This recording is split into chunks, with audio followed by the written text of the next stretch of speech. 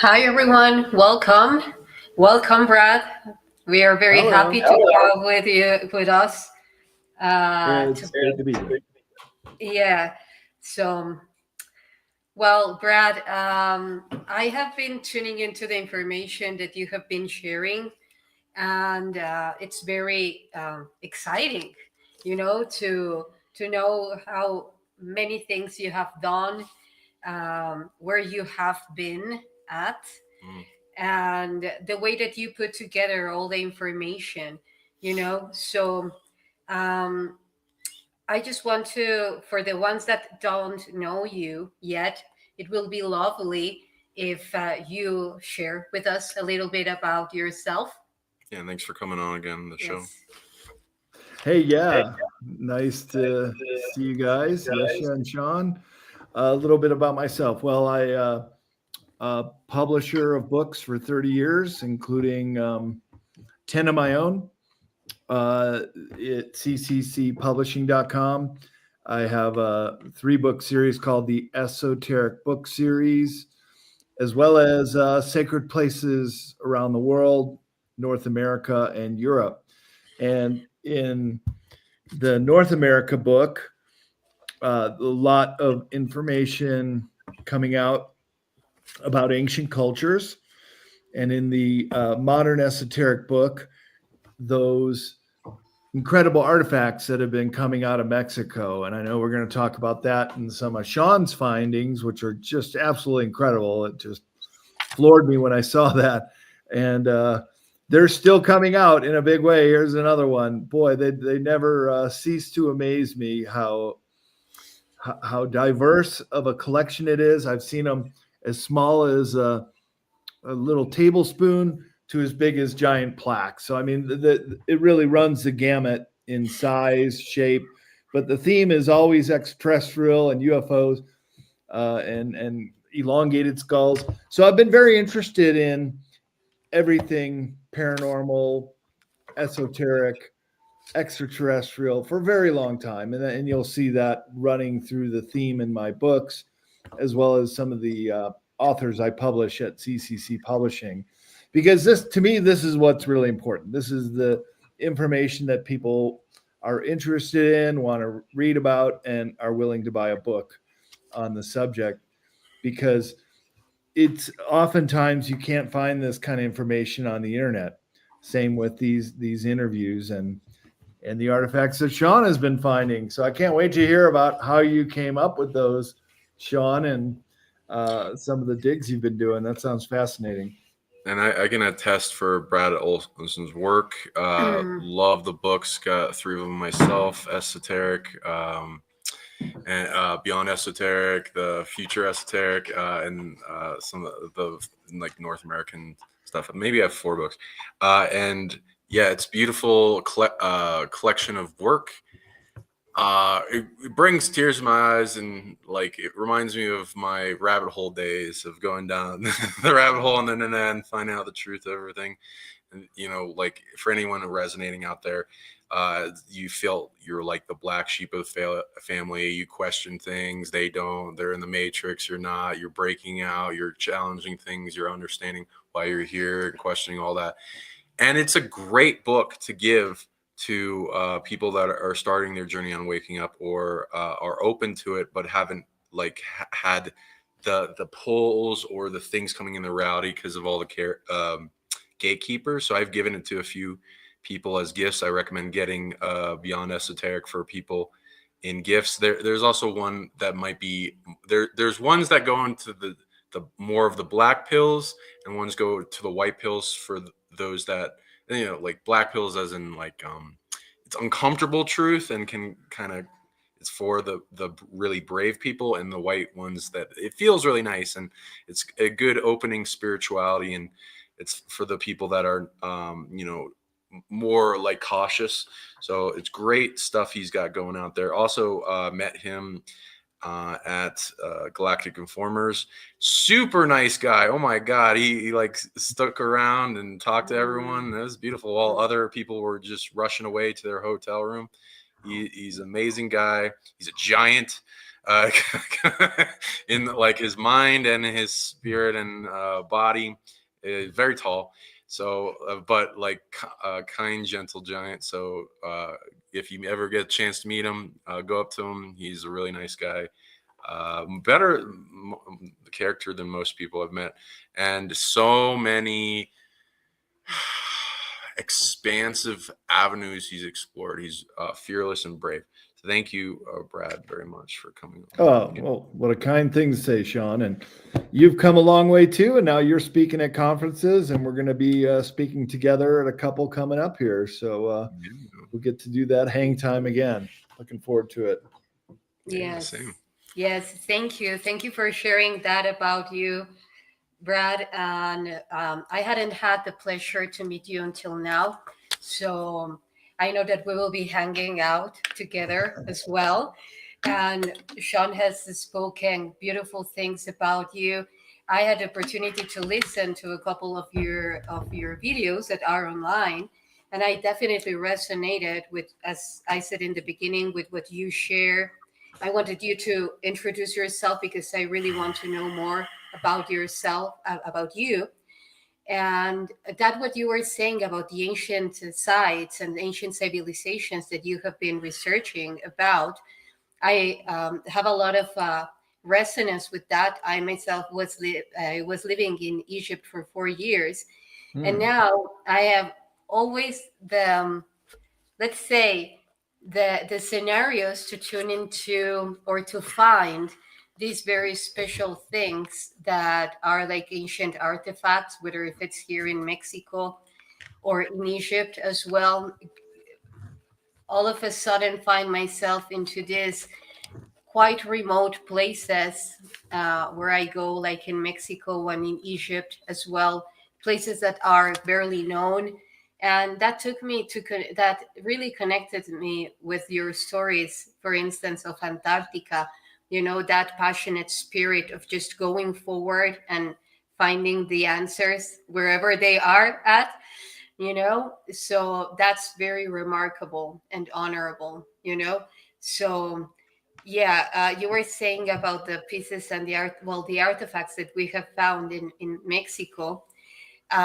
We had the opportunity to meet one of the people that is mostly related to the elder, to some of the people guiding those diggings in one of the conferences in Full Disclosure Now conference last year. And then he invited us, you know, so we have had the opportunity to be there and actually do very interesting and important findings. It's right next to us. Who knew? So we were living near Mexico City, so we're right in between all these places. Wow. Going Because some weekends. let me ask you guys a question, because I think these artifacts have been found in several different locations now. Yeah. And it's really amazing that people like you can just go out and find some. And I know they're deep in the jungle. I've seen some videos of Victor Camacho.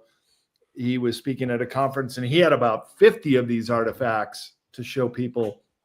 And he showed a video of him hacking their way through a dense jungle all day. And you could tell because the sweat's just pouring out of them. And by the time they reached the cave, they just started flipping rocks over and finding these things. And then they're buried deeply in the mud. So it would be very, very difficult to fake that kind of thing. And there's just so many of them. I think we're in the thousands now that have been found. So it's just so remarkable. I would suggest, and I would like to hear you guys' thoughts on this, that they had been created over a long period of time. And so thus there must have been a long period of contact with these entities. And the one you just showed, Sean, when you flipped it to the back and they have a very pronounced spinal cavity on the back. The videos I've seen of these gray aliens do have a very pronounced spine, and they're very skinny like that. Of course, the big head and the big eyes.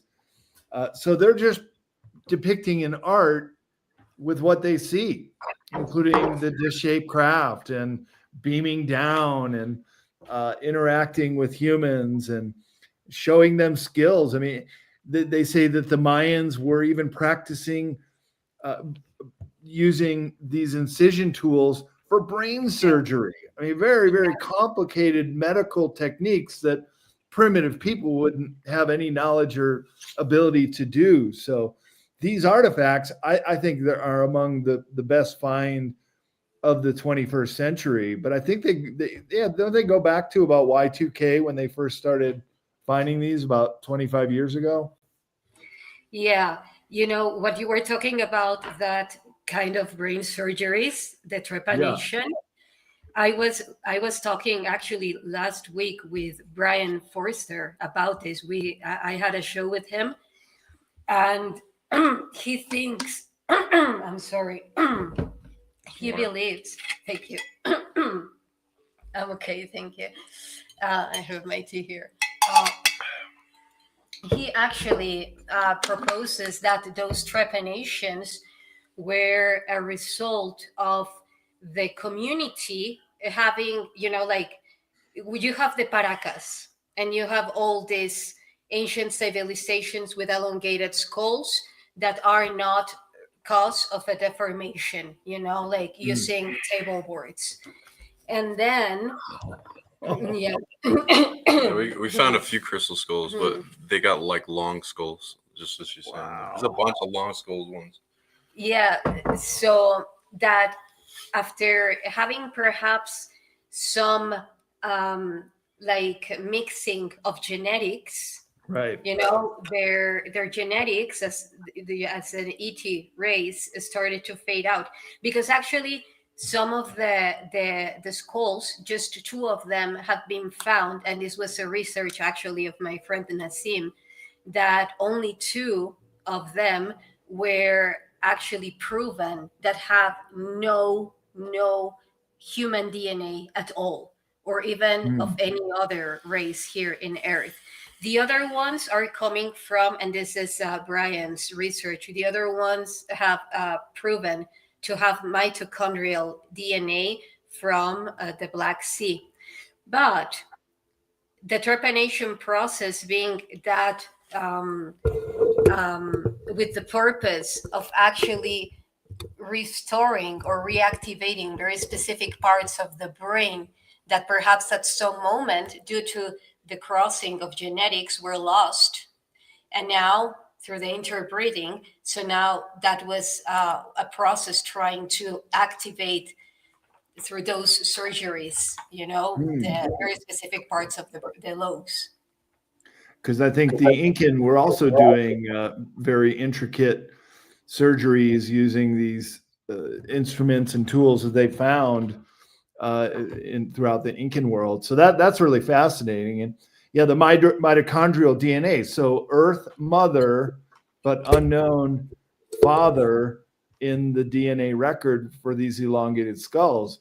That right there shows you that we've had contact with these ET races, and then they're depicted with the elongated skulls in these statuaries that have been found in Mexico.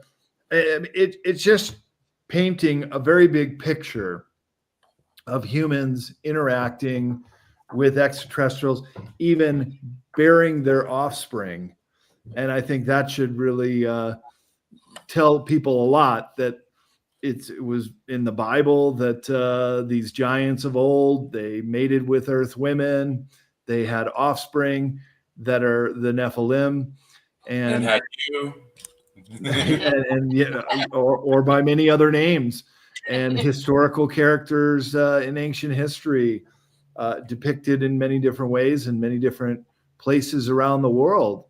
I do a whole presentation at conferences about the giants, and of course the elongated skulls are a very big part of that, because they have heads that have 30% larger cranial capacity than humans. There's like this whole big bulbous area on the back of the head, and you cannot change the size of a brain by using cranial deformation. And of course, that's done with boards and wrapping, and yeah, you can change what you already have, but you cannot add 30% larger cranial capacity. Yeah. What you got Exactly. there, Sean? That looks Digital like future. Yeah. I was just going into every time you bring up a topic. Here's one of your wow. That one's Egyptian. Like So he's got a wow. really long skull in there. Yeah. Speaking of which. For you.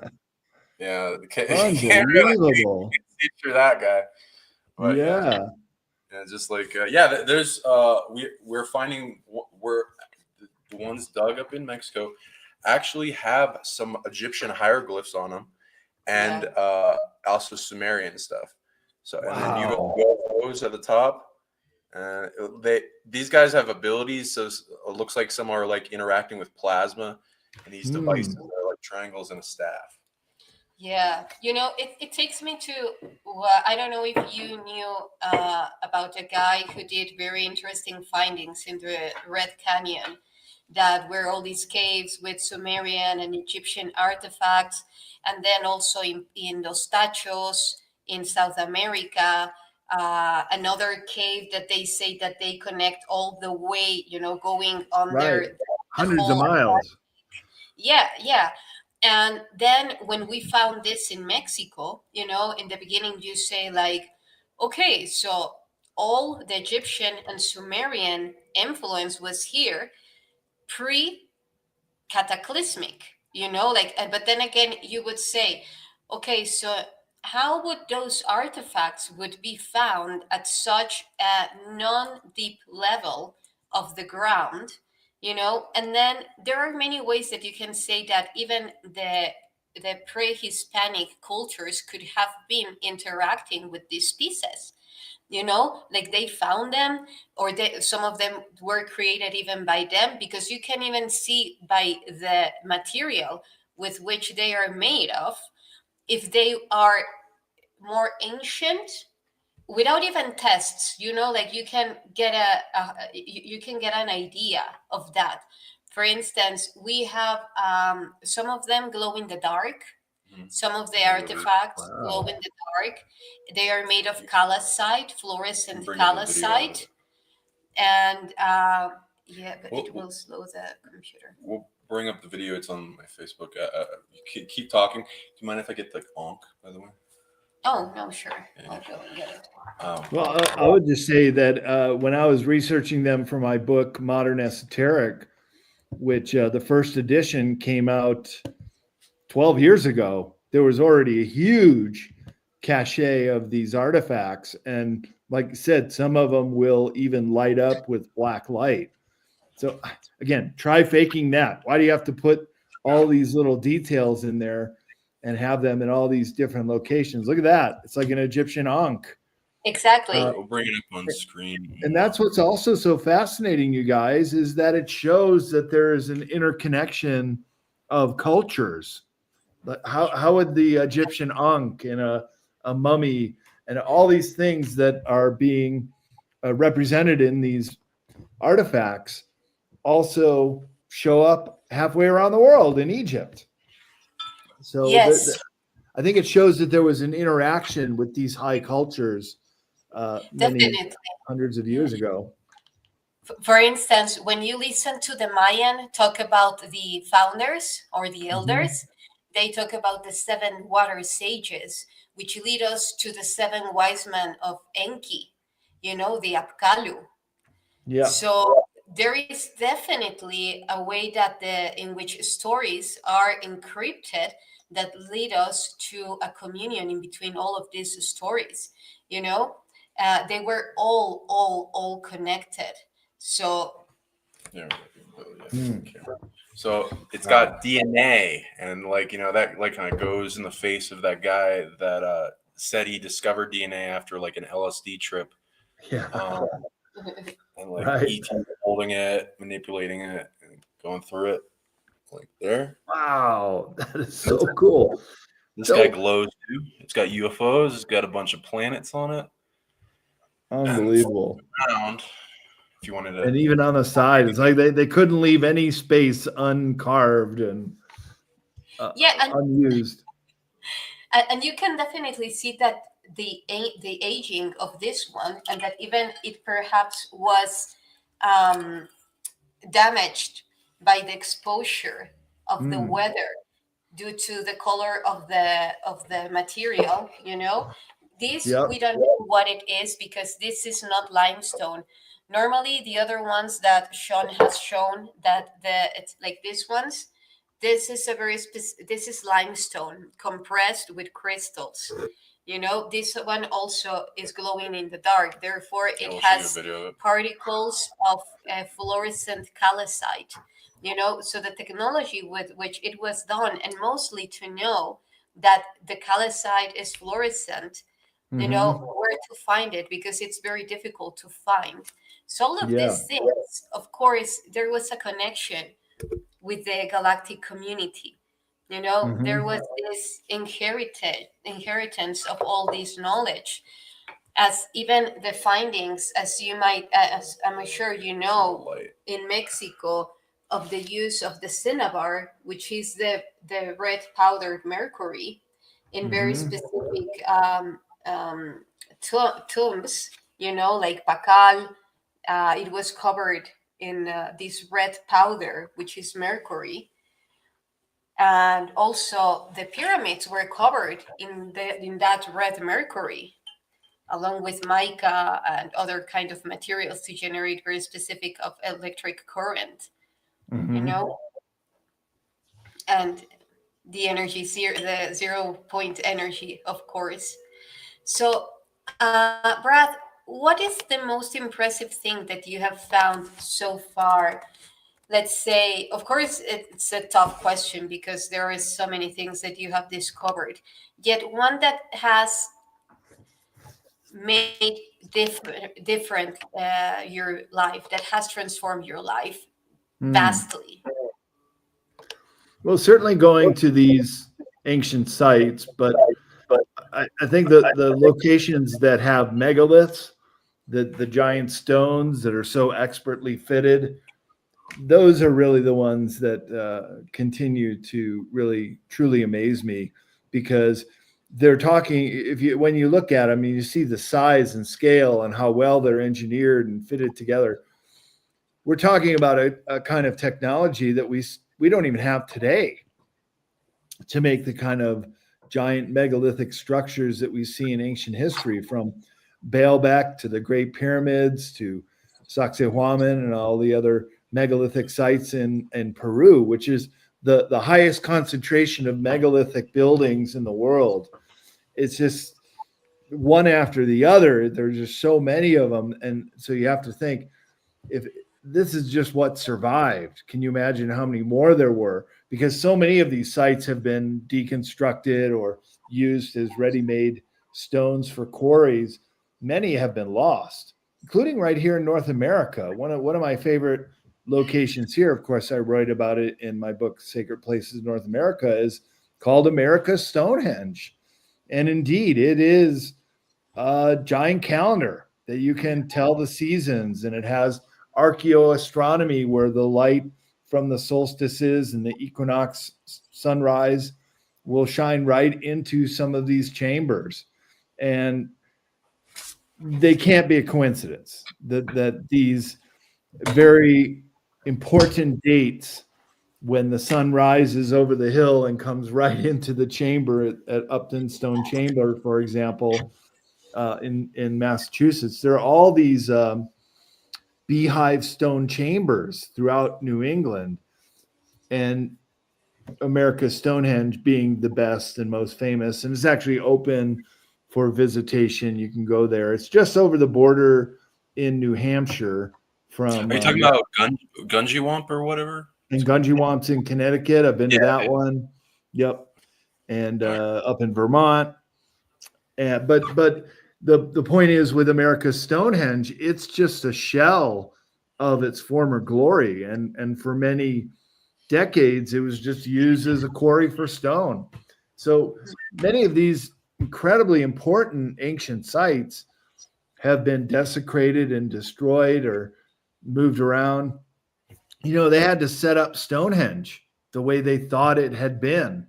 It's not even entirely sure that some of those Menhir stones are in the right place, because they Yes. were all scattered on the ground about 100 years ago, and then they set it up again, and that's what we see.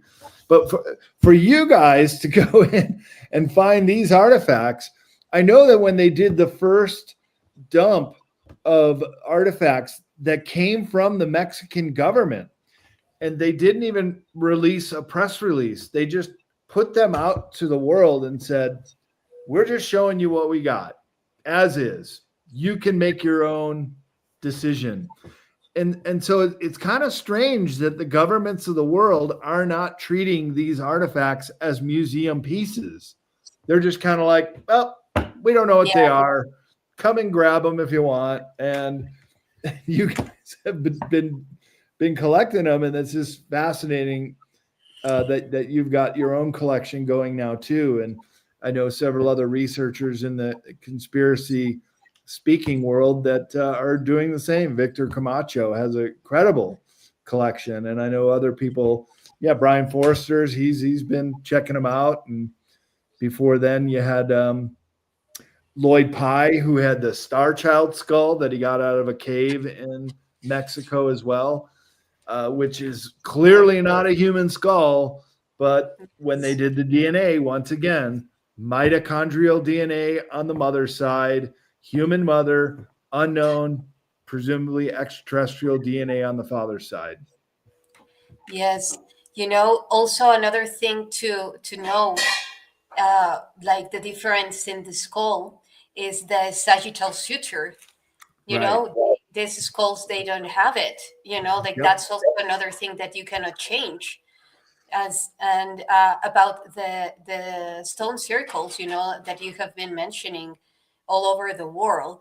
I'm doing a research and a correlation of the functioning of the pyramidal network in the brain and in other parts of the body with the pyramids outside and the stone circles being the inhibitor neurons. So somehow this network was creating a balance in between the stone circles, those vortexes, and then the pyramidal networks generating that oscillation. So they were truly empowering the energy around all the world. And our body is a reflection of that.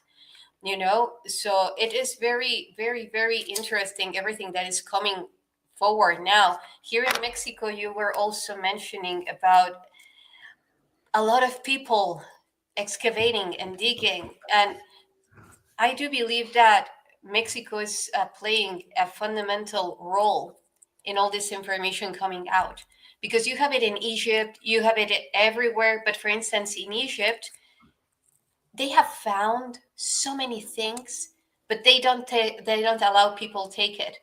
The government takes it and hides it.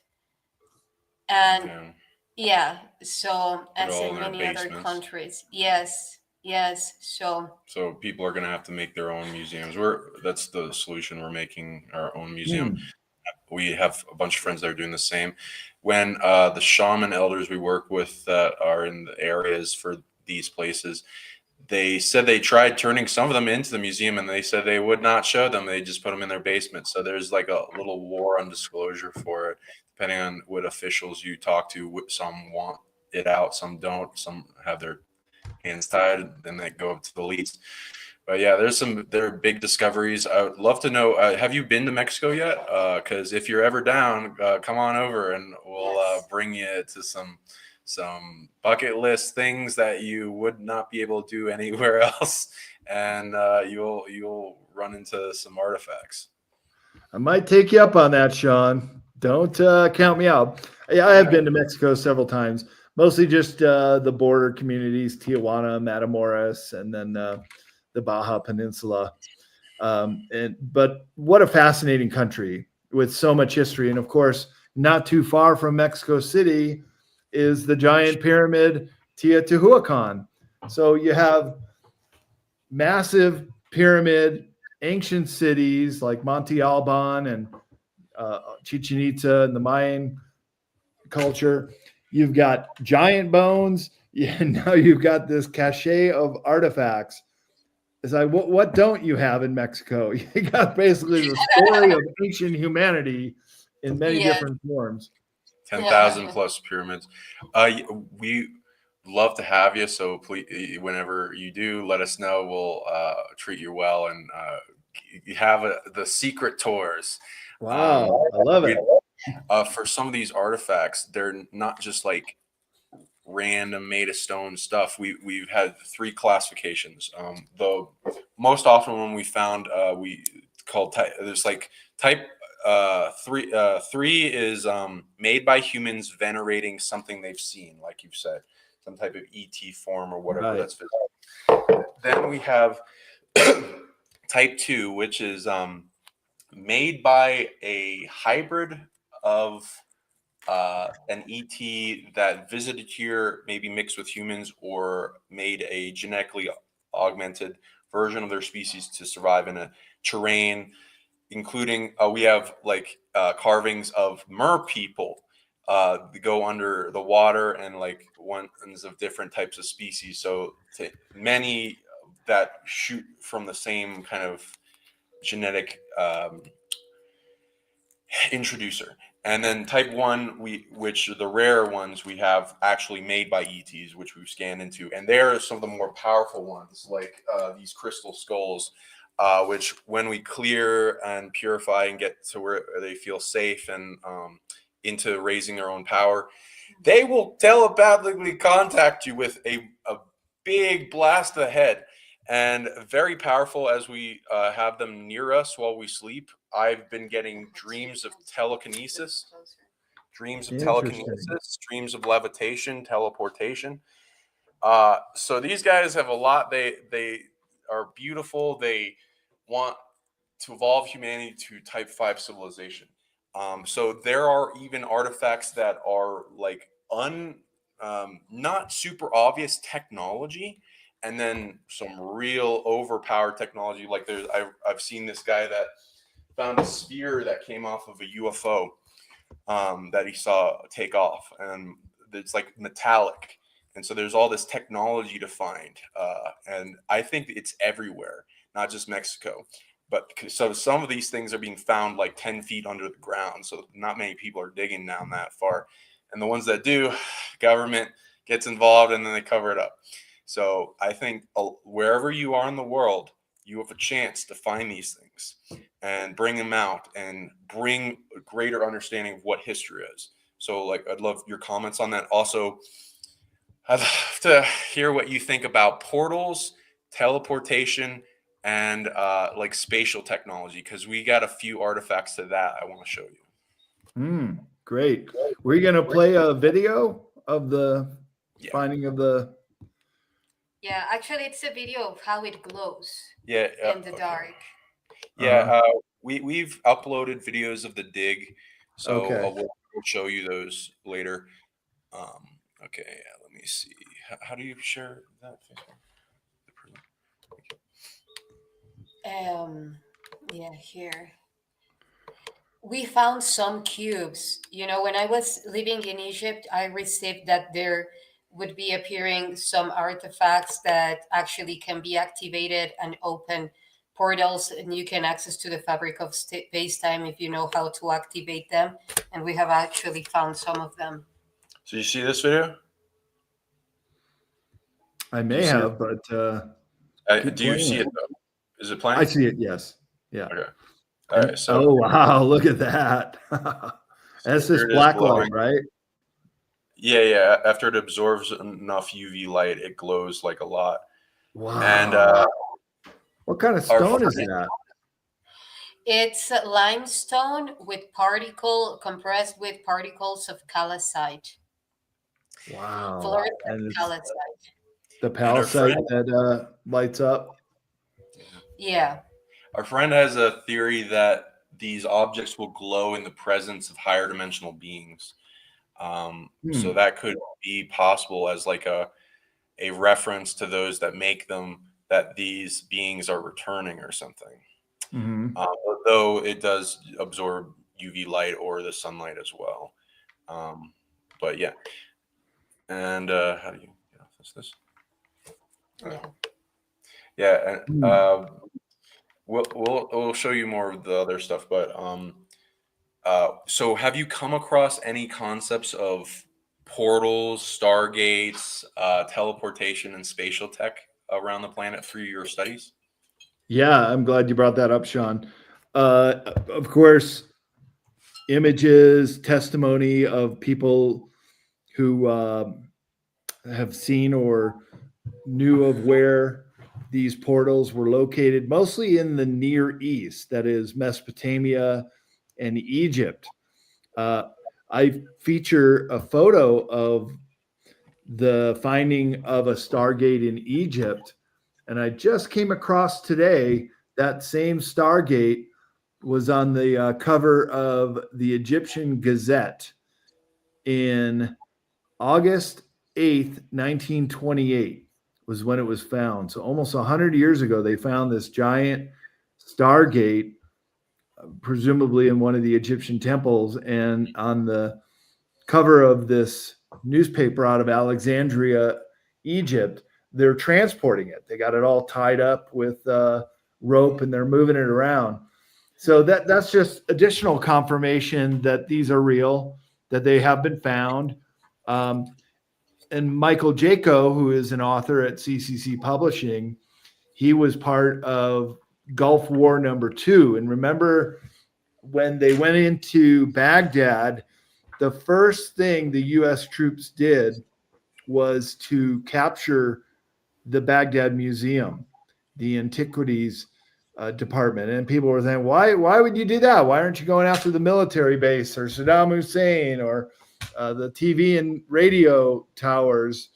Why do you go for the museum? And Michael Jaco is saying that because it's not just a museum, a beautiful building with a lot of artifacts. They weren't really into that. What they were into was a cave below the museum, which contained a Stargate, a portal that Saddam Hussein was becoming successful in using his own astronauts going into these portals, and they basically act as a time machine. And he was sending his Iraqi astronauts to different times to manipulate the timeline. And when the U.S. government discovered that, they said, well, we can't have that. And so Michael Jaco says the whole reason for the Iraq War #2 and going into the Museum of Antiquities was to capture the Stargate and to make sure Saddam couldn't never use it again. Of course, we all know what happened to him and to that country that just sort of fell in the crosshairs. But the point is, when you discover this technology and then are able to start to use it, that becomes a very dangerous threat to the others who are also using it. So I would propose that our U.S. government has had this technology and using it as well. And then you have other places like Skinwalker Ranch, where these portals have been filmed. And it doesn't have to be an actual physical Stargate, just like we saw in the movie, where it's two counter-rotating fields and it creates this plasma screen and you can walk into it and hopefully you know where you're going. And similarly, these natural portals, they don't even need the mechanical tools to open up. They just appear right there in the sky. There have been many videos at Skinwalker Ranch, and a friend of mine owns the adjacent property called Space Wolf Research, and they're doing incredible, great work too. And with motion detector technology, the cameras will just turn on maybe in the middle of the night or sometime in the day when people aren't out there watching, and they're capturing this incredible footage where you can see these portals just opening up. So if it's in the daytime, the background is night. If it's at night, the background is in the daytime. And these crypto creatures, Bigfoot types, or the Wolfman type entities will climb out of these portals and just drop down to the ground and just go run off. When I was there, and I've been to Space Wolf Research half a dozen times, but the first time I was there, the caretaker came around. He says, let me take you on a tour of the property. And he showed me about a dozen carcasses of animals that were just killed by these crypto creatures. Apparently they come through and they're really hungry. But here's the weird thing. Once they start to eat some of these animals, they don't always finish them. They'll just leave the carcasses laying there, and no other wild animal will touch them. So there's something about either the smell or something they leave behind, a residue, that these animals that have been killed by these crypto creatures, they just have to rot. No other, even the insects will not touch them. It's so bizarre. And we saw a fairly recent kill, and it was just rotting on the ground, and no insects or appearance of other animals going into them. So it really does make it so much more bizarre when you consider that this could be also a time machine type device or a portal for these crypto creatures to come through. Yeah, perhaps a level of toxicity, within the fluids of this crypto. And I agree in what you're saying about these time machines, because for me that's the source of conflict. Like the power over energy, and energy. Like the way that you can grant having that the power over it is time, because you can manipulate it as however you want. Therefore, you are stepping up into any timeline that you find the most favorable for you. So I agree. It's something to be very cautious about. And I do believe that all these ancient structures, like for instance, even in Israel, the Dome of the Rock has something super, super important relation to all that tech as well, underground. This is why there are also so many interests, over there in that land, and also in Gaza. Gaza is super rich in all the tech that it has underground. This is why it's also an area of big conflict. Lebanon, all the Middle East. We know that when all this, the galactic community came into that area, most of the technology that they were trying to, or for starters, applying into the Earth was there, and in Antarctica as well. And what I tune into is also in Greenland and in Siberia, all those untouchable areas, because there is so much going on there related to this tech. Like the crypto in Siberia are also like off the charts, so yeah, it's yeah, we're going to say something. Yeah, UFOs are being found in different places, like the ones in Antarctica, and love to hear your thing on that and other alien species. Our friend Mike also found this artifact that actually looks like a Stargate, going into it. And we found a portal, which I'm going to get in a second. And if you ever seen the movie like Avengers and Captain America and all that, with the teleporting space stone that's in a cube called the Tesseract, we got things like that too. If you want to go over there, I get. Oh wow! Yeah, I'll trade you. And I'll go get it. These are the cubes that I was telling you about. When I was in Egypt, I was told through connection with ET groups that I will be finding very specific artifacts that actually create a network, as the skulls do, and that are to restore the space-time fabric, through the continuum of space-time, through all the distortion that has been done through the Gregorian calendar and so forth, because that's one of the powers that they do. You see, this one has, let me find it here. It has that famous pattern star that we find in one of the tablets, the Sumerian tablets, where you have Anu, and a disc with this star. It's like in a plasma. Oh yeah, I recognize that. That is a pattern you see elsewhere. Yeah, and it's the cymatics of the 5,201 hertz. So, have you ever played that? Have you ever heard the frequency of that? What it I'm does, not sure I have. I will send it to you. What it does in the brain is impressive, and the way that they encrypt it in that tablet is actually reposing, like let's say in a coherent state, meaning by this that it's quite feasible that it allows the 0 point energy to Here, hold it. hold on. Oh, This is hollow. This is not as heavy as other ones. Yeah, This the one other is ones are hollow. heavy. Mm. Different types too. And they if you can clear them, dehaunt them. It's mostly the Vatican that's like suppressing a lot of the place of powers. There's this false angel and fallen angel grid thing that like suppresses a lot of the pyramids and all that. So once we cleared that, and you can awaken them and heal them, they will talk to you. So these have like Have you seen this one? yeah, it's like a Brad? time thing. Wow. No. It's a double winged being. Yeah, it's like alien angels or whatever. Yeah. Yeah, that they will talk to you, and some out there, if they like anyone in the audience, they'll sometimes telepathically contact you.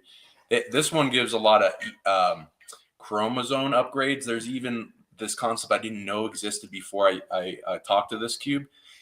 It's like everyone talks about like the energetic light body upgrade of DNA add-ons and stuff, like from like DNA strands or whatever. That are in like some type of plasma form. There's apparently clusters and knots of chromosomes that are from other ET races that do magnificent things besides the physical ones. Is what this cube has got brought to me in knowledge. It has also, you know, Was like that found the with the pyramid. other artifacts? Yes. And this Okay. one glows in the dark as well. And Wow. you will see that the Oh cubes, my God. the base of the cube, all of the cubes have a base. And how they are supposed to fit in that base is not like this, On a not corner. horizontally. They have to have an angle that they are suspended like this on themselves. Like there is a building in the United States that has a black cube also in this shape, you know. So this represents how when the cube activates, because it starts to rotate and creates a tesseract, because the fact that this cube is hollow, it represents that it has the capability to generate within that 0 point field, of course, with other specific tech, you know, not by itself. But the fact that it's hollow, it's also representing that black hole, you know. And when there is that black hole, then it's capable to become a tesseract due to the torsion that the vacuum force it's generating within it, you know, It's a little through doing that, baby. through I'm sorry No problem. through uh through it's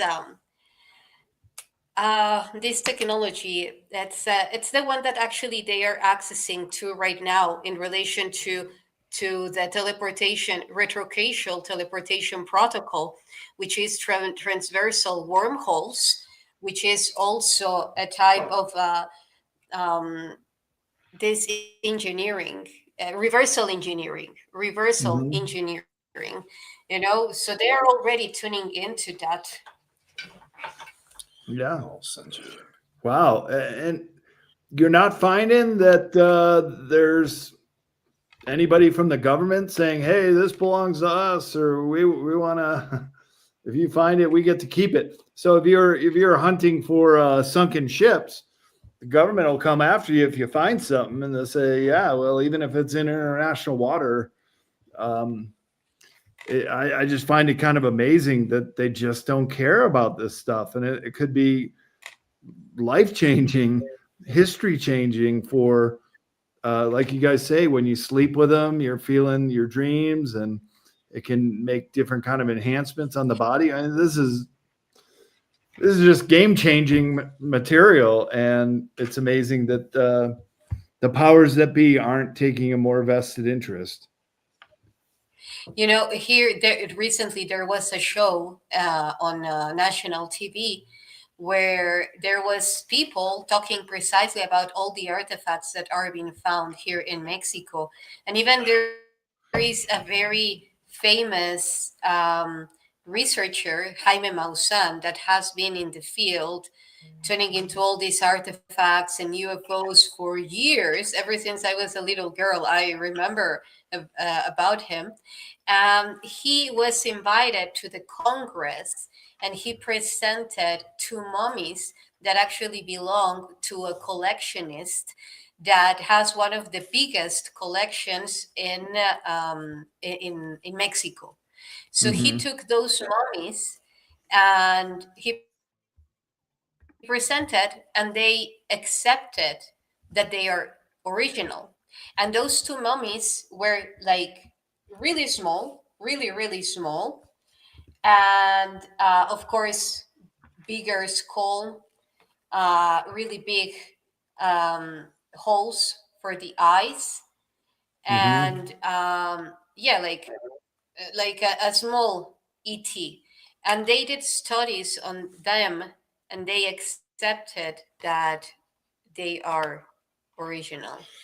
Now it depends on what faction you talk to, because there are hostile forces and like there people that have tried to cover up this. Though I think the artifact is coming out a lot swifter and is spreading around, and they can't really stop it. I found there's more blowback to the alien mummies. If you find those, some people have died over that. So that kind of thing. Wanted to share this, and then I know you got to go, so we'll wrap up soon. Just wanted to get your perception and what you think of this artifact before you go. Let's see here. Here we go. Do you see this? Oh, Ganesh. Okay, cool. That could It be looks Ganesh. like the elephant god of India. Yeah, I like that. And so here's a double-eyed Eye of Horus, Eye of Ra, a bird person. Wow. Yeah, again, what do you make of it when you have all these images from other high cultures around the world? Exactly. It must be like a collaboration between them. Here's another race. A mer person is right here holding like a ruby kind of stone of some type. Anubis type of being. This is in Mexico again. And a dog kind of thing on a like ET looking long skull's back with a skull in his hand right here, and a pine cone. But like, wow. The old pine cone. There's another universal theme. What's in like some it's messing with the stream real quick, but here I'm about to open it. So tell me what you think this looks like. Whoa. Gosh. Alien from the movie? Everyone says that. Exactly. Yeah, Geiger. But it does look so, like everyone a thinks Mayan like calendar. Yeah, maybe Mayan glyphs. Some kind of vortex, hieroglyphic horn, language, perhaps. skull. Yeah. Yeah. And this whole thing looks like a UFO, by the way. And then at the bottom of it has a dragon. Oh, it has these like guys in the scarab. And the bottom of it kind of has a Quetzalcoatl. My gosh, they're messing with the stream. Okay, here's the dragon. It's got a ET in its head blowing in, which could be, though the Quetzalcoatl has an entire race to it. Yeah. And this shaman-looking guy. Mm-hmm. And then this other ET at the bottom that has wings and a curly tail, which could be related. And then, yeah, we'll wrap it up. But this one? Yes. Okay. Well, we might have to do another one of these. There's so much material to go over. This is just fascinating. Sure. Wow, that's a big one. Look at the carving on that. So we got this portal. Very heavy. Yeah. It glows Yeah. too. It came with an obelisk. How do you figure it's a But portal? yeah, this rating into it. Yeah, it has symbols. It has letters here around. So they are to be activated. And actually, even the person who find it told us that he received that once you focus a very specific light, like whether if it's the sun rays or like a flashlight, and you project it through the hole, the reflection, of course, will be in the shape of an hexagon. So that is a form of manipulating, already the different dimensions, and playing with the portal. But of course, there are other ways to activate it, and it has here of a lot of things like beings, ETs, plasma beings coming from Saturn, coming from other planets. Long school. This is very connected to the ninth density of Saturn, actually. It also has like a connection of 14 different planets, the races that inhabited the solar system. There's like more than 9. Anyway, you got to go. So thank you so much for coming on, Brad. How can people reach you and talk about the conferences you're going to? We're going to meet up at the Full Disclosure Now conference, fulldisclosuremovement.org. If you want to buy your tickets, get them while you can, guys. He cracks it out of the park with his presentations. They're so magnificent and full of information. I recommend it greatly. We'll also be presenting there.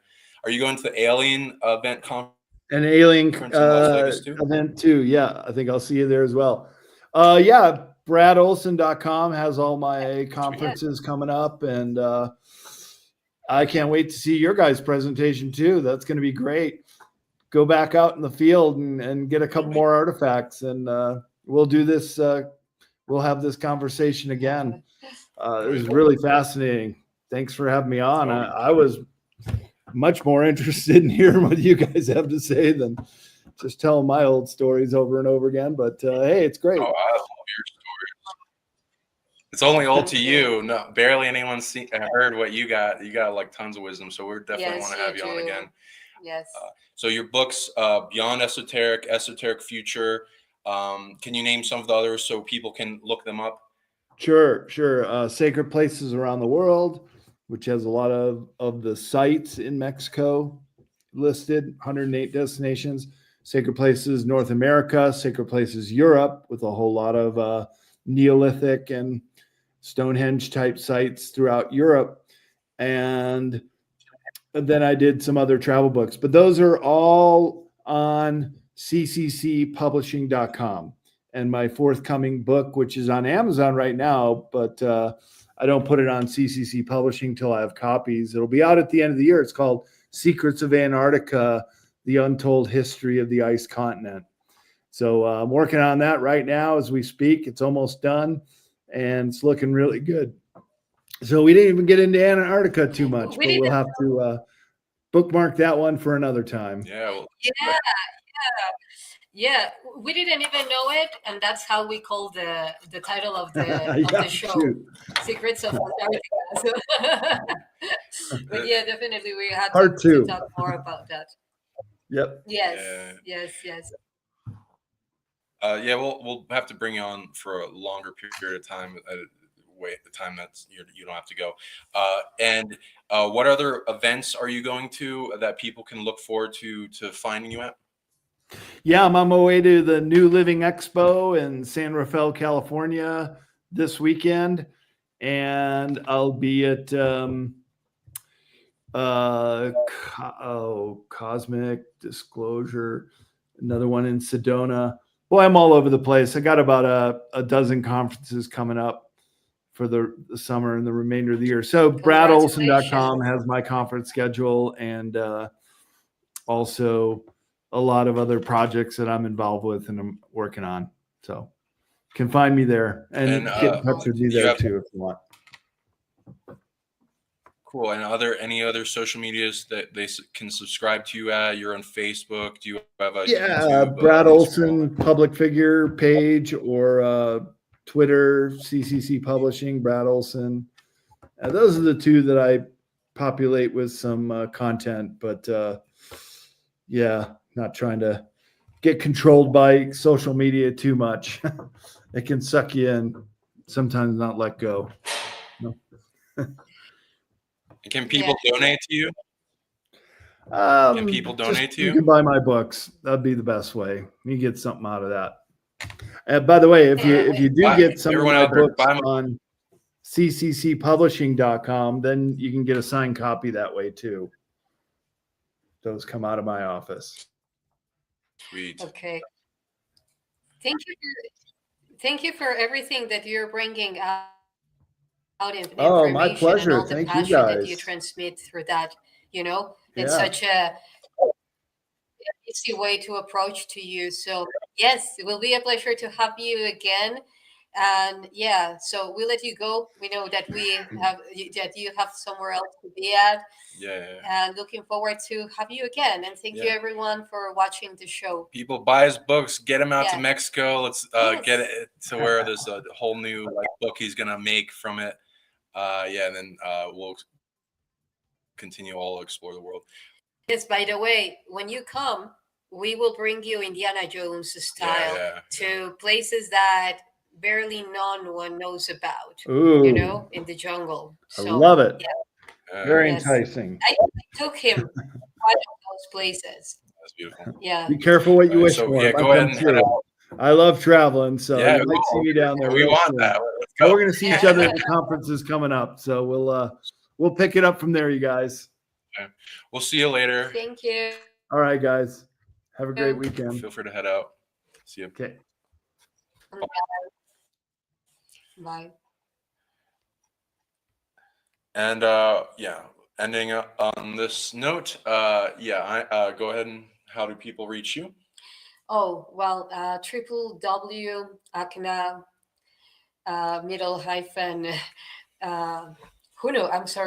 HUNUH.com. I will write it in the description of this video as always. And Don't let me distract you. No, babe. It's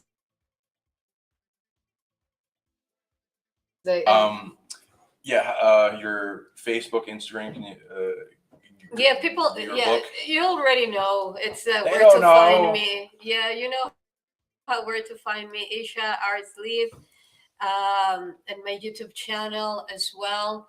I will be bringing information coming precisely about these artifacts and how to apply them in a daily life basis, because we are very, very much being required to be masters of the fourth density, which is what we call as this holographic field. So because then we can access to our multidimensional power step by step. So thank you very much for watching this show. Upcoming, I will ask you now, but I just want to invite you all to our upcoming conferences that we will be at. Full Disclosure Now conference in Florida in July. It will be so exciting. We will be sharing a presentation together talking about the artifacts, how to activate them, and many, many more things. We will also be running a panel of crystal skulls, which is very exciting, with very nice people and very remarkable researchers. And also the alien event in Las Vegas in September. We will have 2 talks, each one their own. So we will be sharing a lot of information. So if you're in resonance with what we share, you probably will be having a blast among all the amazing speakers that will be also presenting in those conferences. Big ones. So perhaps you want to enter to the website and know more about those events, because these events really are life-changing at so many levels. So how can people reach out to you? I'm Sean Bond, founder of Psionic League, psionicleague.com, Psionic League YouTube. We're just setting up the store now so people can buy their abundance products that they've been yearning for, and a bunch of other things we're making. So look out for those. Believe it's working. Set it up so you can test it out with me. And yeah, we've been making all this kind of cool art and multidimensional objects that can empower everyone. And these alien artifacts are really inspiring to us. And yeah, we're going to be teaching things at Full Disclosure now, fulldisclosuremovement.org if you want to get your tickets now. They're in the descriptions. We have codes to get discounts on them, so get that. And the Alien Vent in Las Vegas, see us there. We'll be probably going into telepathy, ET contact stuff, upgrades and genetics, secret psionic workshops that you're not going to really get anywhere else. And then be able to connect to these alien artifacts at a deeper level, because they're contacting us and give us a lot of upgrades. And we're doing a tour in the end of October. You want to talk a little bit about it? Sure. We will be going in October, and the end of October and the beginning of November.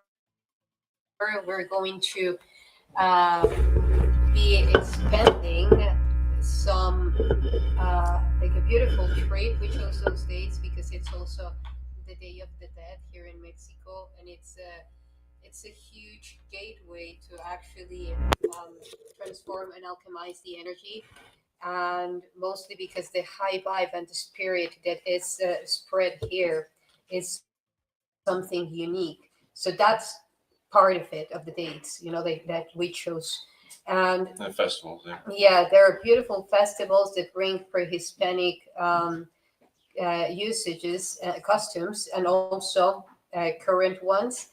And then we will also be going to the Peninsula de Yucatan, Campeche.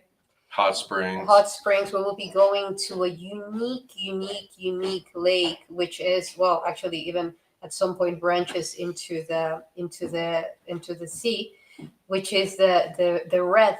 I mean, the pink, the Red Sea here in Mexico. Flamingos. Yeah, it's full of flamingos, and it's pink, and it's high in salt, so it's highly healing and harmonizing. A big purification place. Yes, so we will be going there. We will be going to Ekbalam. We will be going to Chichen Itza, Uxmal. We will be going to many places in Campeche that are barely known, and that are high Indiana Jones kind of type places with portals to many places, many realms. Path of divinity awakens within you in this tour. And where we can go actually up to the pyramid, because as you know, many places they have forbidden going up to the pyramid. Well, many places of Campeche, you can actually still go. We will be going to Calakmul. It's this massive construction that expands all over the forest and connects the jungle, and actually connects to Guatemala. We will be going to through the side. You can see Guatemala. And then we will also be going to Tula and Hidalgo, to the hot springs that Sean is talking about. They're impressive, deck after deck after deck after deck of blue water. And like, we'll be doing heart and love activations there, and a lot of psionic workshops, teach you a bunch of abilities, go into your superhuman abilities, and be able to heal and open your heart to extreme level in the hot tubs. And it's pretty close to some of the sites where artifacts like these guys are found. So this will be big activations, get some ET attention, and change your life. Bucket lists of things that you will not be able to experience anywhere else. Yes, and we will also be going to Teotihuacan. We will be doing some Temazcal, which is, you can relate it to a wet lodge. It's a very unique, very pre-Hispanic experience. Yeah. very activating. So we will be doing like a lot of energetic labor activations, connection with the codes of the land, with the ETs. We will also be taking you to very specific places where there are like a lot of connection with ET um, codes that barely no one knows about. And so we will be moving a lot of energy. So that's why we will also be having these spaces, like the hot springs, the pink lake, and the sweat lodge, the temazcal, so that you can also receive that part of, like clearing and grounding all the energy that we will be moving. And we will be going to the Portal de Quetzalcoatl. This is a huge one. This is a natural place where they say that it's a portal where Quetzalcoatl would used to come through. Yeah, it connects to the portal realm where a bunch of his species exist, and you can become their friends. And they're powerful dragons. It's like going to, wow, they are powerful dragons. Yes. So there will be a little bit of everything. We will do the closure with this Portal of Quetzalcoatl, connecting with that. There are a lot of quotes regarding to Quetzalcoatl. A lot of people relate him to Jesus, to Yeshua. And then so it's like this massive consciousness that, yes, was embodied. However, it's bringing huge epicenter, connecting with that consciousness. Not only that place, because the whole town is named Amatlan de Quetzalcoatl. So he was there along. So we'll be tuning into those codes. They're beautiful towns that you will get also about the Mexican vibes, to not only go through the ancient part, also so through the culture. Things. Cheap. A lot of things there. Oh my God, you'll go away with another suitcase. So bring a free suitcase. Well, you could do. Yeah, we got places you can get one. But what I'm reading about this event, you can activate more things in you and evolve in spirit and soul, to which you can take to whole other lifetimes. What it would usually take a regular person 100 lifetimes in 2 weeks. Yes. So thank you for mentioning. At 100 lifetimes in 2 weeks, activation and soul evolution into your divinity. The pathways for you to choose. Ida, come with us. There is you have a date here with Mexico with us. So anyone else too, come on over. Yes. Send us to either my email, psionicleague@gmail.com, Tripping Quarry, the Psionic League is right here, @gmail.com, and just put at the top Tripping Quarry and say, we'll add you to the list. You're not signing up for it right away. We're going to give you a bunch of information at it so you can make a better decision if you want to go. But act as fast as you can, because we're filled up with a lot of people that want to go. Yes. So we're going to run out of seats. So do it while you can, because we might not be able to bring everyone that acquires. So do it as fast as you can, and we're going to try to we're going to bring all this information on everything and what accommodations you want. If you want to sync up with people to make it cheaper, we're going to try to make it as cheap as possible for you guys, more than any other group and way you get down here.